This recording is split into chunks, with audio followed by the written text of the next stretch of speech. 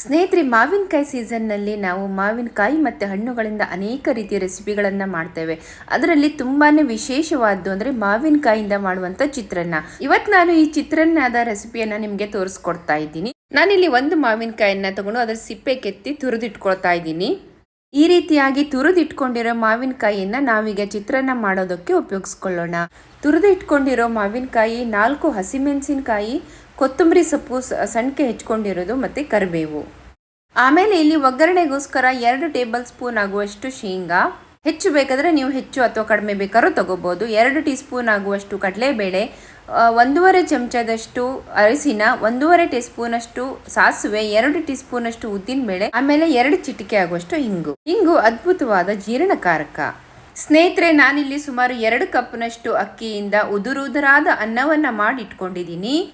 ಒಲೆ ಮೇಲೆ ಒಂದು ಪ್ಯಾನ್ ಇಟ್ಕೊಂಡು ಅದು ಸ್ವಲ್ಪ ಬಿಸಿ ಆದ ನಂತರ ಸುಮಾರು 1.5 ಟೇಬಲ್ ಸ್ಪೂನ್ ಆಗುವಷ್ಟು ಎಣ್ಣೆಯನ್ನು ಹಾಕಿ ಅದು ಸ್ವಲ್ಪ ಕಾದ ಮೇಲೆ ಶೇಂಗಾ ಬೀಜವನ್ನು ಹಾಕಿ ಸ್ವಲ್ಪ ಕೆಂಪಗಾಗೋವರೆಗೆ ಹುರಿತಾ ಇದ್ದೀನಿ. ಈಗ ಇದಕ್ಕೆ ಕಡಲೆಬೇಳೆಯನ್ನು ಹಾಕಿ ಇದನ್ನು ಕೂಡ ಚೆನ್ನಾಗಿ ಕೆಂಪಗಾಗೋವರೆಗೆ ಹುರ್ಕೊಳ್ಳೋಣ.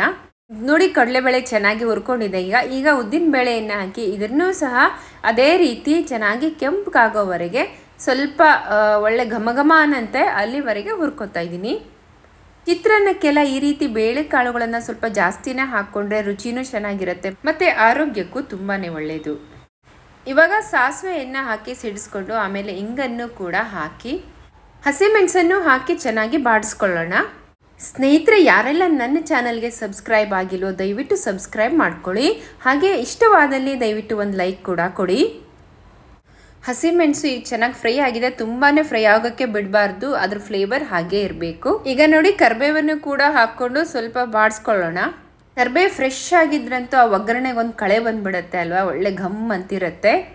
ಈಗ ಕರಿಬೇವು ಕೂಡ ಚೆನ್ನಾಗಿ ಫ್ರೈ ಆಗಿದೆ. ಇವಾಗ ಗ್ಯಾಸ್ ಫ್ಲೇಮನ್ನು ಆಫ್ ಮಾಡಿಕೊಂಡು ಅರಿಶಿನವನ್ನು ಹಾಕ್ಕೊಳ್ತಾ ಇದ್ದೀನಿ. ಸಾರಿ ಸ್ನೇಹಿತರೆ, ಅರಿಶಿನ ಹಾಕುವಂಥ ಕ್ಲಿಪ್ ಕಟ್ಟಾಗಿಬಿಟ್ಟಿದೆ. ಇವಾಗ ತುರ್ಕೊಂಡಿರುವಂಥ ಮಾವಿನಕಾಯಿ ಮತ್ತು 2 ಕಪ್ ಅನ್ನವನ್ನು ಹಾಕಿ ರುಚಿಗೆ ತಕ್ಕಷ್ಟು ಉಪ್ಪು ಮತ್ತು ಮೇಲಿನಿಂದ ಕೊತ್ತಂಬರಿ ಸೊಪ್ಪನ್ನು ಹಾಕಿ ಚೆನ್ನಾಗಿ ಅದನ್ನು ಮಿಕ್ಸ್ ಮಾಡೋಣ.